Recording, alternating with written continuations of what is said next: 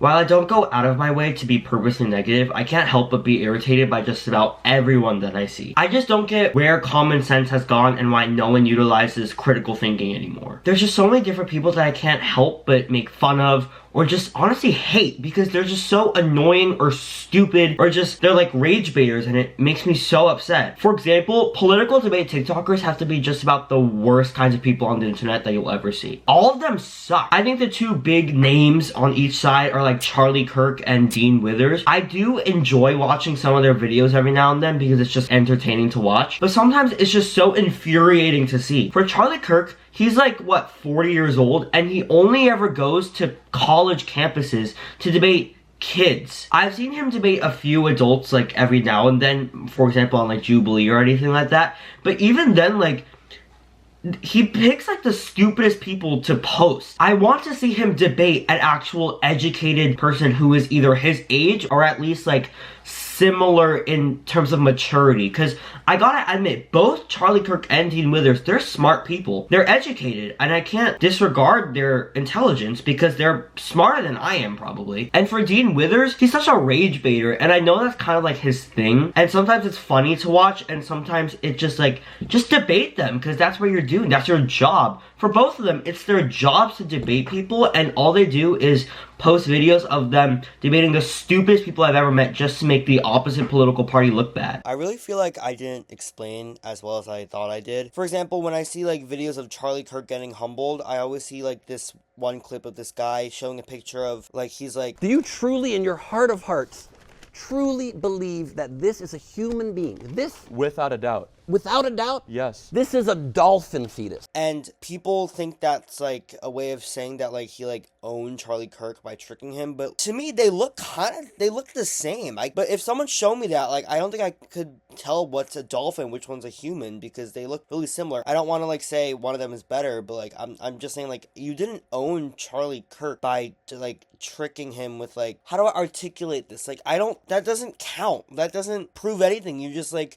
kind of tricked him a little bit, but either way, like, you didn't really prove anything just because he's not like a scientist who can like tell exactly what a human fetus looks like. It doesn't actually accomplish anything besides more divide in America. I don't want to get too radical or too much like an activist, but I'm just saying, if you're just bashing the other political party for Charlie Kirk and Dean Withers and anyone, that doesn't help anyone but just make America look more divided, and I don't think that's what their goal is. I hope. I don't hate them per se because I still watch a lot of their videos because for both sides, it's entertaining to watch them bully this like idiot person who's not knowledgeable about anything. But anyway, I just want them to debate someone who's actually knowledgeable about what they're debating about, because I haven't seen that from any of them. I've seen a few debates from Charlie Kirk and Dean Withers. I really want to see them debating people without any moderators and without any crowd, because when they win their debates, it's really just the crowd hyping them up. For example, Charlie Kirk, when he's at college campuses, usually it's also Republicans who are crowding and cheering for Charlie Kirk. And same for Dean Withers when he's also like on Jubilee or whatever. Like, they always have a crowd to hype them up, and I think that really boosts their ego and confidence, which helps them win the debate. In the end, like, they're both debating about things that are important. I'm not here to say I like one over the other. I just think that they should both stop trying to make people who disagree with them look bad. Other types of people that I just really can't stand being around are really pessimistic, negative people. And I'm not trying to say that in the sense that I'm this positive person who always see the silver lining on stuff, because I'm not. But I'm not great at making people like feel better if they're sad. I'm a really awkward person, so if you're crying near me or if you're like sad near me, I probably will not be of much help. This is the kind of people I hate. If I try to help someone, they're just gonna be like, they're not gonna work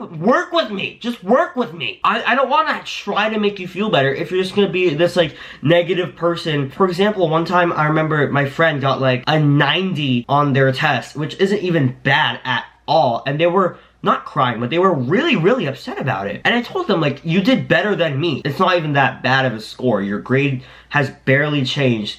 If anything, maybe move down maybe 2%. And they go, no, this grade's horrible. No, I'm gonna kill myself. You're not failing. And if anything, you're making me feel bad for getting a lower score than you. But then on the other side of this, I also hate people who just try to make me feel so positive and see the silver lining of everything. And I know that sounds really, really bad. And like, I'm just like this like really negative person who just sits in storm clouds in the dark corners. But really, I'm not like that. I'm just saying, for example, I remember I had this principal in middle school. Guys, you don't have to go to school. You get to go to school. Well, yeah, like, of course, I'm obviously privileged in the way that I get to be educated and get to learn, and that's something I am grateful for. But on the other hand, I do have to go to school. I don't want to go to school. I obviously know that it's important and I have to, but the days I don't want to go, I'm not ungrateful for school. I just simply don't want to go write an essay or just take a math test. I just don't want to do that. I get the message, but it's not helpful to me whatsoever because I'm never ungrateful for school. I just don't want to go sometimes, and I think that's a pretty universal experience. Like, you really do love something truly, but sometimes you just don't want to do it. I'm not actually ungrateful, but I just don't want to go to school. And especially with school starting. I started school on September 2nd, and I'm already getting homework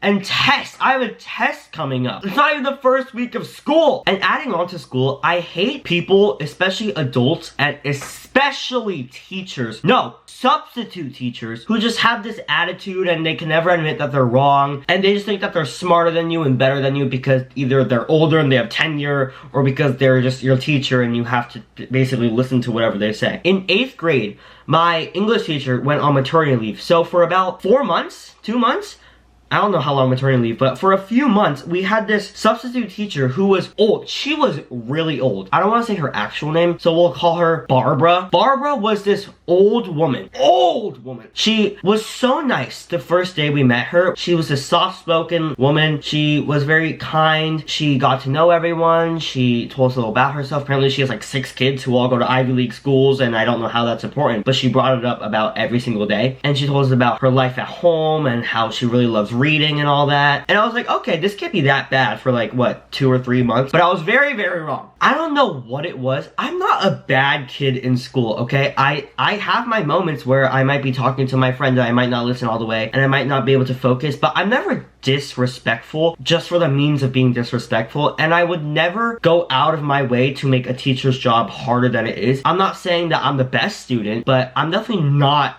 a bad one. And she had it out for me. I'm telling you, she yelled at me all the time. One time, we're about to take a test, and she goes, does anyone have a pencil that they can lend to this guy? And I said, I have one. And she goes, quietly screamed at me for answering her question and lending a pencil to someone in my class. I have never met a person more disrespectful than this 93 million year old woman. She was just about as disrespectful can get. She yelled at me in front of my whole class for lending a pencil and answering her question, and then she just kept like taking pauses in between her sentences, so I thought that was like cute for me to respond, and I didn't know what to say because I wasn't sorry. So I said, okay, which apparently saying okay is really disrespectful. She goes, that's all you have to say, okay? I was genuinely baffled. I was confuzzled by how I was being disrespectful when she was the one screaming at me for lending a pencil to my friend. And it gets me even more heated because this was like early on into her teaching of my class. So I was like, there's no way like this is how it's gonna be for the rest of 2 months.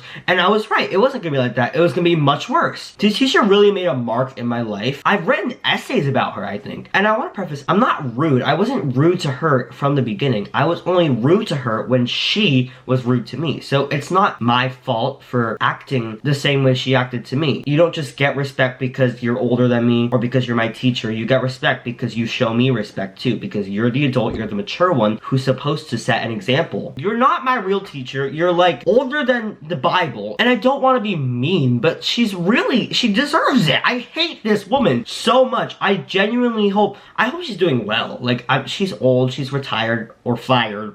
Probably sitting at home watching Jeopardy on her TV maybe, and I actually don't remember if I mentioned she got fired. A lot of people I guess had a problem with Barbara, so we all complained to our guidance counselor. I complained to my guidance counselor, I remember. I complained to other teachers. I told on her, and she ended up getting fired for like the last week she was supposed to be working, and I haven't heard about her since. Hi Barbara, if you're watching this, I just want to let you know that I retract everything nice that I said about you earlier in this video. If you're watching, you're probably not, because you're probably dead because you were about 200 years old. But if you are watching, I want to let you know that you were the worst teacher I've ever had. You were rude and egotistical, and you yelled at me for stuff that I never even did. You were essentially targeting a child. I was in 8th grade. I was 13 years old. 14, maybe 14 or 13. But regardless, I was a child, and you were unnecessarily targeting me multiple times consistently for like 2 months. I hope that none of your children speak to you, and I hope that every single day in your house is silent because no one wants to talk to you because you are such an insufferable and miserable and annoying and rude person. And I hope that your bloodline's future generations never get accepted into another Ivy League school ever again.